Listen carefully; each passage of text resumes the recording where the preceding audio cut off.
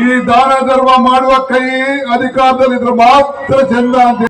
ಗದಗ್ ನಗರದ municipal college ಮೈದಾನದಲ್ಲಿ ಶನಿವಾರ ನಡೆದ ಪ್ರಜಾಧ್ವನಿ 2 ಕಾರ್ಯಕ್ರಮವನ್ನು ಉಪಮುಖ್ಯಮಂತ್ರಿ ಡಿಕೆ ಶಿವಕುಮಾರ್ ಕಹಳೆ ಊದುವುದರ ಮೂಲಕ ಉದ್ಘಾಟಿಸಿದರು.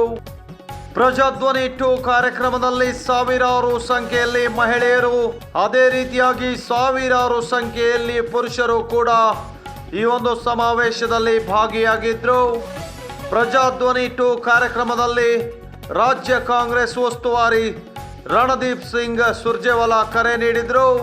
ಈ ಚುನಾವಣೆಯಲ್ಲೂ ಕೂಡ ನೀವು ಬಿಜೆಪಿಯನ್ನ ಸೋಲಿಸಬೇಕು ಎಂದು ಕರೆ ನೀಡಿದ್ರು. ಬಿಜೆಪಿ ಚೈನಾ ವಸ್ತುಗಳಿದ್ದಂತೆ, ಅದಕ್ಕೆ ಯಾವುದೇ ಗ್ಯಾರಂಟಿ ಇಲ್ಲ. ಅದೇ ರೀತಿ ಬಿಜೆಪಿ ಅಭ್ಯರ್ಥಿ ಬೊಮ್ಮಾಯಿ ಕಳೆದ ವಿಧಾನಸಭಾ ಚುನಾವಣೆ ನೇತೃತ್ವ ವಹಿಸಿ ಸೋತಿದ್ದಾರೆ. ರಾಜ್ಯದ ಜನರು ಅವರನ್ನು ತಿರಸ್ಕರಿಸಿದ್ದಾರೆ ಎಂದು ಉಪಮುಖ್ಯಮಂತ್ರಿ ಡಿಕೆ ಶಿವಕುಮಾರ್ ಲೇವಡಿ ಮಾಡಿದ್ರು. ಈ ಸಂದರ್ಭದಲ್ಲಿ ಪ್ರಜಾಧ್ವನಿ 2 ಕಾರ್ಯಕ್ರಮದಲ್ಲಿ ರಾಜ್ಯ ಕಾಂಗ್ರೆಸ್ ಉಸ್ತುವಾರಿ ರಣದೀಪ್ ಸಿಂಗ್ ಸುರ್ಜೇವಾಲಾರವರು ಮಾತನಾಡಿ, ಬಿಜೆಪಿ ಅಭ್ಯರ್ಥಿಗಳು ಗ್ಯಾರಂಟಿ ಅಲ್ಲ, 100 ಸವರನ್ ಚಿನ್ನದ ಮೂರ್ತಿಯಂತಿರುವ ಆನಂದ ಸ್ವಾಮಿ ಗಡ್ಡದೇವರ ಮಠ ಅವರನ್ನು ಆಶೀರ್ವದಿಸಿ ಎಂದು ಹೇಳಿದರು.